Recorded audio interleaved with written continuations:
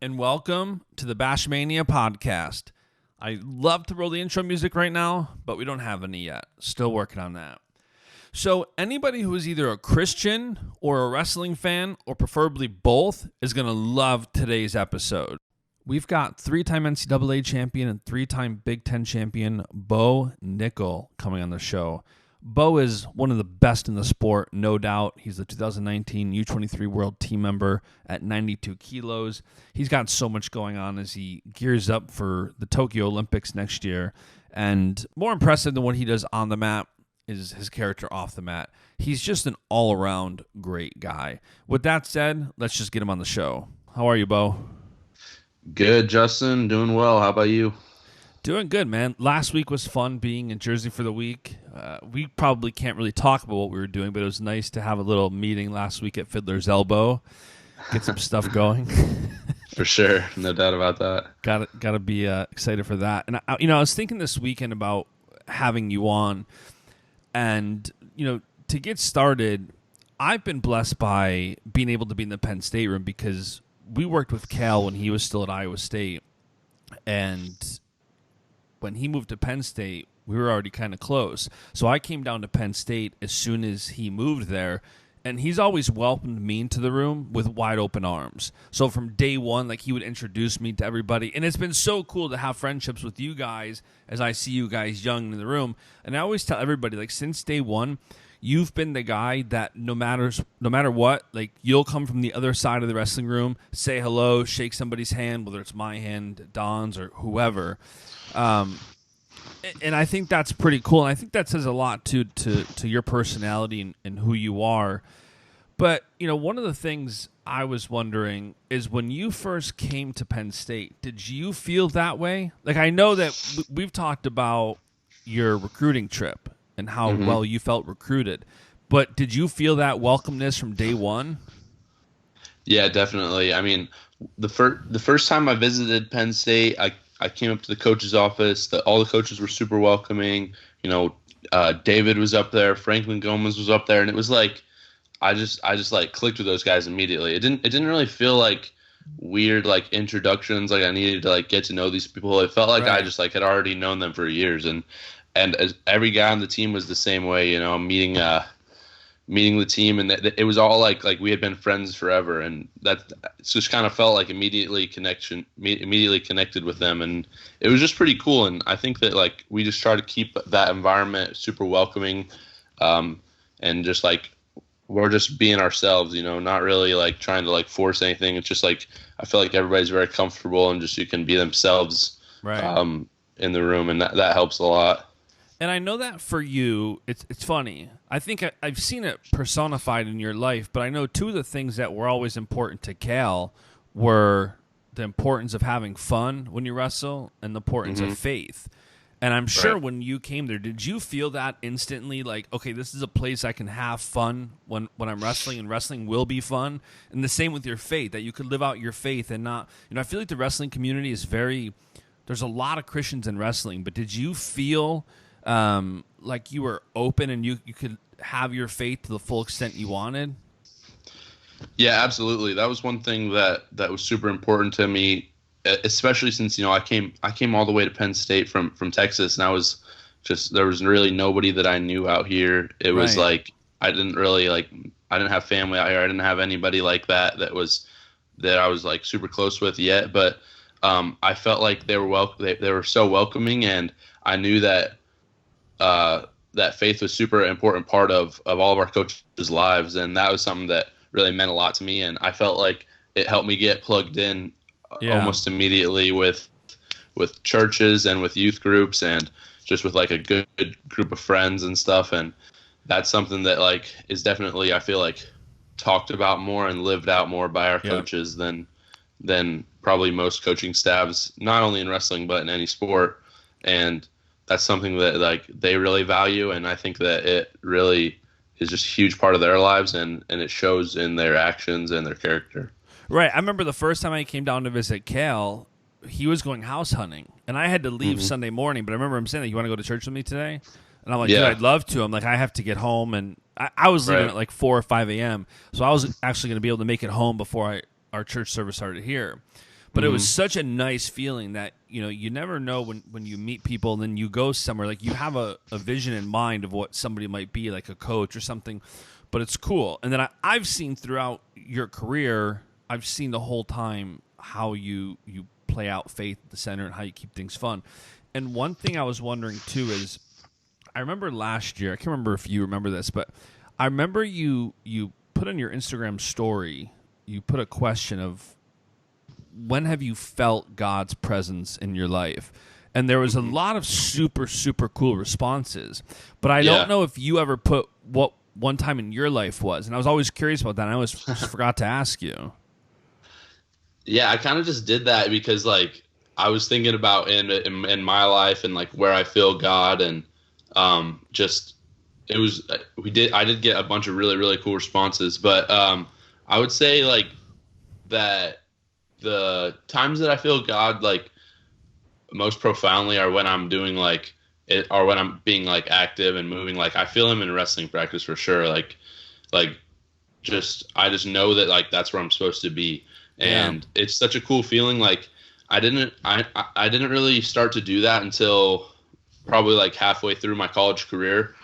But, like, cause, like, I would just kind of, I would say I had, like, very strong faith, but, like, I didn't really, like, relate it to wrestling or let him into that part of my life, like, super easily. It was kind of like the times that I would let him in are when, like, things would be going bad, and I would just be like, God, like, why is this happening? But halfway through my college career, I just started to, like kind of listen and just, like, start to feel and, like allow him into, like, wrestling. And I just felt him more, like, just in the middle of practice, I'd be like, even if I was, like, dead tired and, like, couldn't even, like, move, I would just be like, wow, like, this is where God wants me to be. And, like, I just felt him with me, like, awesome. In those moments and stuff. And that's something that, like, I still do to this day. I just try to keep my mind on that when I'm wrestling in practice and competing and stuff. And it's made wrestling so much more fun and so much more just cool, because I don't have to, like, keep those parts of my life separate. I feel like it's part of my purpose and part of my calling, and it just makes it, like, that much more fun for me. And it's funny how I think we all do that. I think there's times in our lives that we, like, okay, I'm getting married and I'm building a house, and there's times that I'm like, okay, God, what is your will for this house or for this wedding? Should we do this or that? And I'm praying about something. But then there's opportunities in business or certain aspects of my life that I just do. I don't necessarily pray about them. I'm just like, okay, this seems like a good opportunity. Let me take it. Or this I want to do. And I feel like the more we don't put God in a box and kind of have him where we want, I do think there's more freedom, and I think there's more success too. And I think there's more times that people do have that freedom. And it kind of leads me to another thing I was thinking, which is, how do you, and maybe this is ties into that, how do you continue to have fun doing what you do? I think the obvious answer to many is that you win. I think I read somewhere that, like, between high school and college, you won, I don't know, like 330 matches or 318 matches out of 330, like something stupid like that. So clearly winning is fun, but how do you keep having fun doing it? How do you make sure that, do you ever have to try and say, hey, let me get back to having fun, or are you just having fun constantly? I think it's definitely, it's a few things. It's a mindset. I think, like, you can't be focused on the wrong things to start. You can't be focused on, like, I think a lot of times, I was actually talking with my girlfriend the other day about just, like, destination fallacy. And so winning is going to be fun no matter what I'm doing, whether I'm playing dodgeball, whether I'm doing another sport, whether I'm playing a computer game. Winning is always fun. It's irrelevant what the activity is that you're doing. Like, you're always going to have fun when you win. So you can't expect yourself to just have fun from purely winning. And for me, it's like, if I just wanted to win, I would do something way easier than wrestling, because wrestling is probably the hardest thing that you can do. I would I'd focus 8 hours a day and go play Fortnite, because that's easy and it's way easier to win. And wrestling, it's, like, really, really hard. I'm like, you're killing yourself every day in training. And so to me, what's fun about wrestling is the sport itself. Like I just enjoy like learning new moves, learning new techniques, getting into weird positions, seeing how you can figure it out. It's like a puzzle. It's like strategy, but it's not just, but it's like with your own body, which that's what like I love being able to move, and I love being like able to do athletic things, and the physiology and anatomy of the human body is super interesting to me. So that's why I love wrestling. Just like the different, like it's like figuring out a puzzle, but it's with your own body and you get to control it. And that's part of what I love about the sport, and it's ever changing. You know, it's, if you look at wrestling 10 years ago, and if you look at wrestling 10 years before that and 10 years before that, it's almost a completely different sport. You know, it's always evolving, and that's something that I really just appreciate about it. And I just love being in there in practice and learning like every day. And so that's what makes it fun for me. You know, winning to me is always going to be fun, and it's definitely a big part of the sport that is really fun. But you can't have the destination fallacy and thinking like I'm going to have fun once I win. You know, it's more so to me about enjoying getting to that point. And for people who are listening who don't know destination fallacy, I believe, to my understanding, it's pretty much enjoying the journey, right? And not just looking at the destination thinking that's what's going to feel good. And I think so many people do that. They think, okay, maybe I'm not really enjoying the process of the grind of wrestling practice and tournaments and travel that's not fun, and going to Russia or Belarus or Budapest, going to these places just for an experience. And I think you have to have fun to maintain that. And I remember for me growing up in the high school that was really good wrestling, people burned out, and they were, you know, multiple time state champs, and they did nothing in college. Like either just flopped or didn't go. And I think a large part of that was because they weren't having fun. And you see that when you walk into the Penn State room, there is always that dynamic. Sometimes when Don and I go, we sit there and laugh during dodgeball. It's just some of like the one-liners. Like Cal will get mad that there's alliances and stuff, and it's so fun to be. For me, it's like I don't wrestle, but being in the wrestling room, it motivates me to have fun doing what I'm doing and to be good at it. And I know that you've got plans to go into MMA. Do you have fun when you're training for MMA? Like, there's obviously fun wanting to go into it to win. But talking about enjoying the journey, are you enjoying that now, or are you still just trying to kind of enjoy with, okay, I have all eyes right now on Tokyo and the Olympics? Are you having fun, like starting, no matter what, even if you go and win a gold medal in Tokyo and then you go and do MMA, this is still part of that journey to MMA. So you kind of enjoying them together, or is it just all eyes on wrestling right now?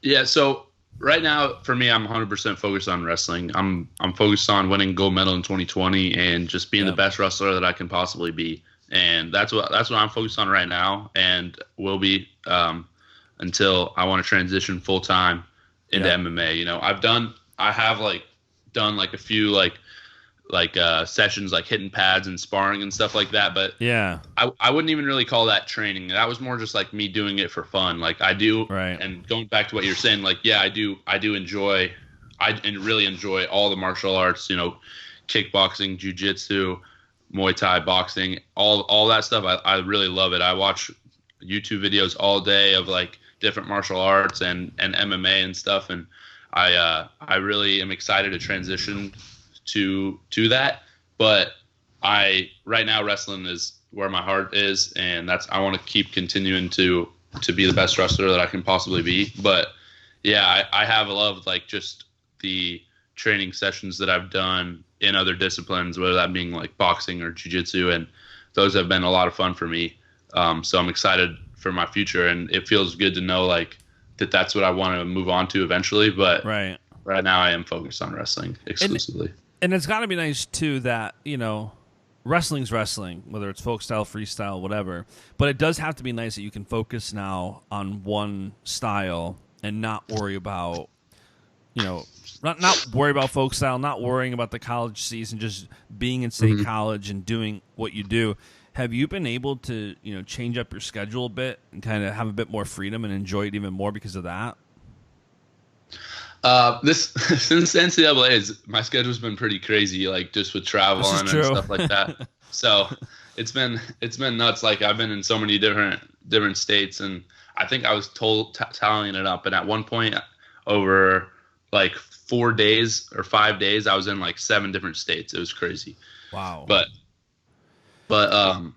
yeah, it was nuts. And so I've been traveling a ton, and that's been fun, doing clinics, doing camps, and different stuff. But I do like the fact that now that I know like the fall's about to come up, that I'm just going to be able to focus exclusively on wrestling and freestyle at that, because wrestling is wrestling, but like the biggest difference to me is just like parterre on the mat, because I mean, if you watched my matches from US Open, World Team Trials and stuff, like I didn't really do a ton of parterre. Like I had a few turns on guys and stuff, but like that's mostly just because like those were just turns that I've been doing since I was like really little, and it wasn't like anything new that I like developed. It was just like being good at wrestling. It wasn't really like me working on my technique and like developing that. It was just like, oh, like I'm good at wrestling, so I can do some freestyle turns. It wasn't like you go and you watch the Russian guys and they have a plan when they're on top. For me, I still really don't feel like I have like a plan like that. And so that's what I'm trying to develop right now, is just like my parterre game, which makes a big difference because it's very different from folk style, but it's exciting because I want to learn how to score points there. And I just think like if I get as good at that position as I am on my feet, then I'm going to be scoring twice as many points. So that's cool to me. Yeah, that's interesting because it seems like, maybe I'm wrong here, but it seems like in freestyle you can have kind of more of a game plan, where you can definitely have a game plan in folk style, of course, but it feels like there's so much more you can tactically do to score points, whereas when you go out there in folk style, it seems like you're going out there to score points, but it's, takedown, whereas in freestyle, you can have a tech in 25 seconds if you take the guy down and lace him, and that's interesting. What, from a standpoint of the next 1 year, 2 years, 3 years, 4 years, whatever period of time you think, what is one thing you're really looking forward to? Well, I love just being able to like kind of have a lot more freedom and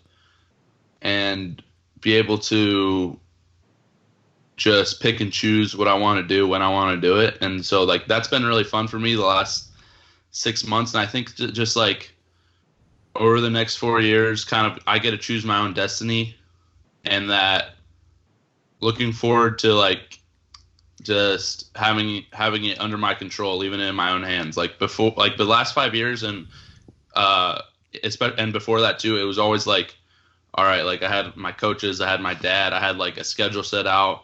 Right. And for me, like it's exciting to just like I'm looking forward to having like control of like all my decisions and just seeing like where that leads me. And I feel like I have a good plan set out, but with that's like just things like I just traveling internationally and doing tours and competing and stuff like that. Like, so my favorite thing to do is compete. So that's what I want to spend my time focusing on. And that's what I look forward to most. So like, just competing in the Olympics, competing at the U23 World Championships, this more close to where we're at now, and just being able to do that. So like, because that's what I love to do, and like kind of nice now, like I get to choose to do that. So yeah, anytime I can compete, that's what I'm gonna do, because that's what I love doing the most, and that's probably what I'm looking forward to. And not only for the next 1, 2, 3, 4 years, but until my body can't do it anymore, whether that's wrestling or MMA or whatever sport I'm doing. I love to compete, and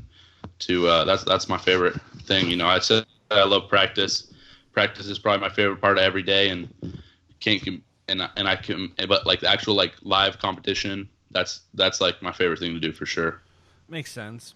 I'm thinking back to that we were talking about the faith component. Another thing that I was thinking about was sometimes. I talked to Burroughs about this a number of times, that when you're the top dog or when you're really good at something, sometimes it's so much harder because you are the top dog. Like in 330 matches, you lost 12 times. Have there been – so there's not – I don't want to say there's not that many lows, but there's not that many public lows where like there's those crushing defeats that you kind of lean on God to get you through. But behind the scenes, has there been those times that you can think of or recall where you felt like, man, this sucks, and God kind of got you through it? Or has it always just been, I work hard and, the results are there? What has that been like? Yeah, I really feel like um, I'm super, super competitive in everything. And especially like something that like wrestling that I'm going to spend hours and hours every day for years and years, and something like that, like it doesn't ever like make sense to me to like lose, you know what I mean? So Right. I've never gone into a match like expecting to lose, and I never will, and I don't think I should ever lose a match. Just that's just how my brain works. And so when I have in the past, it's they stay with me. They don't really just like go away. And so like I do feel like after that happens, it hurts me, like crushes me bad. But I try to go to God in those moments. I try to go to him in the moments that I'm winning too, because I know that that's still him, and he still loves me regardless of like the outcomes of my matches. And so I try to just keep that consistent and not really like I'm not trying to put blame on him or anything like that, or because I know that if I'm going to blame him for the bad things, I should blame him for the good things too. Right. But yeah, I think it's just like, for me, those losses like kind of just, they stay with me. And so like I do go to God a lot, and I'm always asking him like what is your purpose for me in this? What are you trying to teach me through this? And I feel like through my matches that I've lost, he's taught me certain things. And I go back to my freshman year in the NCAA finals against Miles Martin, and I feel like he really taught me, like right there, he was just trying to tell me like Bo, your identity is not in wrestling, and like you're putting too much importance on winning and losing.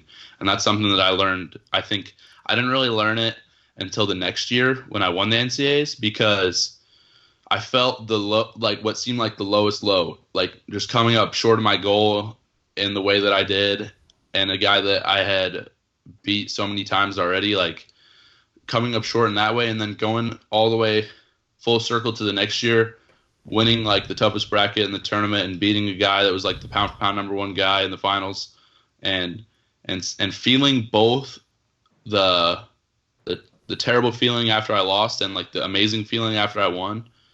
It just made me realize, like, all right, these feelings are so fleeting. Like after I lost, I got better and I got back on the horse, and I kept training and kept competing and stuff. And I did the exact same thing after I won. And so it just made me realize, like, winning and losing, yeah, we always want to win, and winning is definitely way more fun than losing, but that's not my identity, and that's not what defines me, and that's not my value. It's not in how many matches I win or how many matches I lose. And so I just think, like, I'm always trying to learn lessons and what he's trying to teach me, and that was one that I learned from starting from that kind of agonizing, terrible feeling. Yeah. And then it took me a full year to understand the purpose of that moment was in my life. But yeah, I mean, because I think I'm kind of stubborn. Like, I don't really. We all are. I'm not really just like always the most eager to let bad things happen to me and learn from them. But yeah. And I think a lot of times, like, I know myself included, like you see whether it's a loss or, for me, maybe it's a business failure or whatever it may be. And you kind of take that at stride initially, but you don't really see what God's doing in you or through you until the next part of the plan comes to fruition. So that loss doesn't really, you don't see the whole purpose or the whole plan that God has until you win. Not that necessarily winning, but it happened, just so happened for you it was winning. And then, that was able to take it to the next step in your faith. And, it's funny, one of my closest friends who's the assistant pastor at the church I go to, he was a really good wrestler in high school, and then he ended up blowing out his knee, couldn't go to super sectionals, and at the time he wanted nothing more. But it turns out, because he blew his knee out, he ended up going, I think it was a birthday party, and he met his wife, and they got married, Wow. and now they have 4 kids. They've been together like 10 years. Like, it's crazy. But at the time, he wanted nothing more than just to go to states, win a state championship, and that was that. And I don't think he really kind of saw it until he got married, or until he met her and knew, like, hey, wow, like, all I wanted was this, but God had better. And he's long always told me in conversation that there's so many times God wraps his denials for our request for silver wrapped in gold. And we never know until I think it comes to fruition. So it's cool that, you can relate. And for you, it's that standpoint of matches and losing a match and not really saying, okay, why? I didn't like that. I'm sure now there's a little bit with losing to Jaden at Final X. And now God's working certain things, and you'll be able to look back and see, okay, I see what you did there. But it definitely is hard. I think we're all stubborn like that. I don't think many of us like to take a losing. Yeah. Very For well. sure. Like, it's something that, like, I definitely feel different after losing after that. Like, I think back to, like, how I acted in middle school and high school and up to that moment, and how I would take a loss and accept it, and it was much different than the way that I do it now. And I feel like it taught me, it just taught me to, that's not my value, at the end of the day. Like, that's not, like, I'm not only valuable when I win. Like, no one is. Everybody has intrinsic value instilled in them, no matter what they're doing in their life. And so that's just, like, I'm always trying to, like, keep that in mind. And it still hurts, but, like, just, because I'm like, some days in practice, I'll come out of practice and I'll be like, I freaking suck. Like, are you kidding me? Like, what am I doing? Like, this is bad. This is so embarrassing. And then I'm like, all right, Bo, you need to calm down. Like, you can't be doing that to yourself and stuff. But, like, still, like, so, like, I'm still learning it. I'm still being stubborn about it. But, like, I don't know, it's just something, like, I feel like there's always that thing that, like, what's the right thing to do, what's the right way to act, the right way to think, but you still don't do it. Yeah. No, totally. And the funny thing, too, is if you look at things like in or out of context, like, if I'm not mistaken, I think, wasn't that loss to Miles your freshman year the only loss you had at that tournament over 4 years? Yeah, it was. So if you think about it, it was like you probably wrestled 25 matches at NCAAs, you lost 1. But that one match, like, the weight of that, you still felt. You felt it for years. You felt it. You know what I mean? Like, it's nuts in context, like, it's one match, but so many times I feel like when the context changed and the perception is this is all that matters right now, or this is the most important thing right now, man, that weight is heavy. But then you don't really see, like, okay, God's just refining me right now. It's and it's so interesting because, like, exactly like you said, it's just like a social construct, like, of, like, importance. Where it's like everybody, it is. You, like, look back onto, like, the basis of it, and it's like, all right, it's one match. Like, you can look at it that way. But then, like, socially, it's like we construct this, like, oh, it's the NCAA finals and, like, this and that, and, like, and it's like I don't know if it should mean more than any other match. Like, probably not, in all honesty. And I guess that's why, like, they have that, like, cliche saying of, like, treat every match the same, and, like, treat every match like it's the championship match and stuff.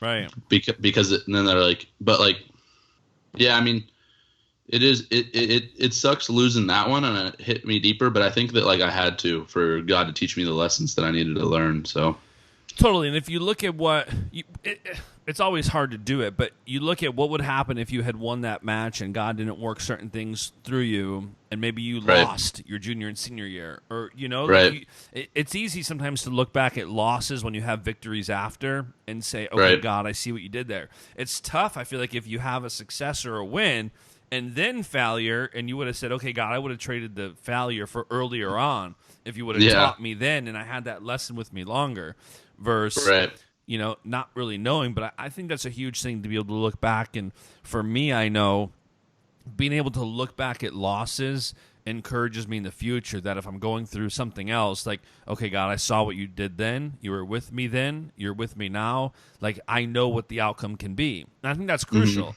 I think it's interesting how a loss can set you up to just say, okay, no matter what, I know I can rebound in the highest of fashion from a loss.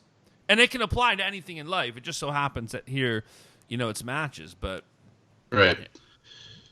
Yeah, it's just like there's always, I don't know, I think we just make it like for me it was like this is like the entire world resting on this one match, and it's like I wasn't thinking about my sophomore, junior, senior year. I wasn't thinking about all the years after that I'll have to be able to compete. I was just thinking like right, tonight's everything.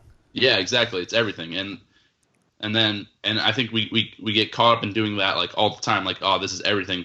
But like in reality, like we have a long time. We have a lot of time to make up for that, and to like just like keep growing and keep learning and getting better, and I don't think that's really like accounted for. And it feels weird because it's almost like in the moment it's like, all right, if I'm thinking that way, like I'm not prepared to win.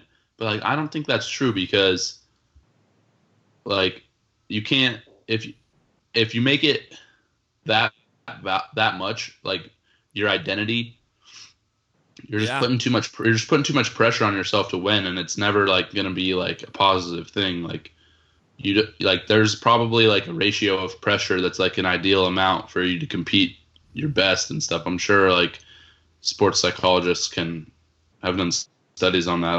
I don't know any of them, but I'm sure there's an ideal amount. Totally. So. And I know that like Helen Maroulis was telling me a story that before the Olympics, when she won, she was full of stress, full of anxiety, full of just like, I'm not enough, I can't do this. And there was a point where vividly she just heard from God, like, you're enough. I'm with you. You're enough. Just go out, relax, have fun. And she won a gold medal, and she defeated a legend in doing so. And she's like, had I held on to that stress, that anxiety, that pressure, I would have never been able to do it. And I think so many times it's like, okay, God does say, like, cast your burden on me. And we don't. We're just like, right. No, I got this. I got to go do this. Or we're just apathetic to the idea of it. We're subconsciously just taking it into our own hands and not putting them in God's hands to say, what do you want to do here? And can you help me if control it? Right. If winning's your plan for me, but I'm taking it into my own hands, like that's pretty cool to put the perspective of being able to know, that loss set me up for what I did after that. Mm-hmm. Yeah, it's still like the thing is it did set me up, and I'm like grateful for it, but like it doesn't change the fact that it hurts, and I think that's okay. Like it doesn't have to be like even like 4 years later, I don't think about it, and I'm not like, man, like I'm happy that happened. Like right? I would still, no, totally. I still wish it didn't happen, but I can look at it a little differently than the way I did like 4 years ago. Yeah, you can look at it with a peace. I don't think there's obviously all these cliche sayings like time heals all wounds and this and that. Right. And I don't think that's necessarily true, but I think time can give us perspective, and I think God can ease pain. But yeah, of course, it still sucks to lose. Nobody wants to lose, and I'm sure there's always that like, man, I could have won, I could have won that match. I could have been a 4-time champ and whatever, but right. It definitely hurts. I think so many times people are caught up in a world where they feel like they can't hurt, which is nuts. Hurting's part of the process, but that's cool. Is there any other time you can think of, like maybe it wasn't a loss, maybe it was a loss, but when you looked back and said, "Hey, okay, God, I see what you did there"? I think just like relationships and like coming different things like why I came to Penn State was one that has always been super super positive. I didn't really have any negative feelings ever to why I came here. But like I did have to leave my family and go halfway across the country, and like I don't get to see my family nearly as much as I would have liked to. But and they're great people. So there are sacrifices. Yeah, they're awesome. I love being around him. And so that was something that was hard for me. Yeah, but just like, I think that you can really look at like any type of like pivotal moment in your life and find and at some point find a hidden meaning of why it happened that you didn't realize in the moment, like any pivotal moment in your life, like you can understand why at in the future, however many years it takes, and look back and see like, I see purpose in that. And yeah, and I think it's important to keep looking to God so He can reveal those things to you. Because I don't think on our own we'll always find those out. I think it's a matter of, you plug into God, let's say after a loss, and He gets you through it. But I think then it's important still, a year, 2, 3, 4 years later, to be able to keep seeking Him, to keep looking back and saying, okay, I see what you did there. But have that open dialogue, so to speak. Mm-hmm. Yeah, for sure. Like, and I think it's just like knowing that He is with you, like through the ebbs and flows of life, like whether your life is going exactly as you planned or, not as you planned at all. It's just like that, like He's there, He's with you, and understanding like He's good and He's like, He loves us. And what that means is like, not that He is controlling every part of our life and making sure that it's all good and works out, but like that He's giving us the choice to choose Him, to choose our actions and our thoughts, our words, different things like that. And so like that, and that's what Him loving us looks like, is allowing us when we're so bad at making decisions. Yeah. And so, but to make them on our own and figuring it out. And that's what I think, like, that's kind of what I think, like, what good parenting looks like in a way, like allowing I just told your Becca that the other day. Right. Do that. And I think like it's like, and like God is a good father to us, and He allows us to like live our lives and figure those things out on our own and on our own time. And like, that's something that I'm just like very grateful for and thinking of, like, and that's why I always try to like make sure that like I keep Him like as like the most important part of my life, because I know that like He'll never leave me. He doesn't value me based on my accomplishments or anything else. It's just because He loves me and He's going to be with me and be there.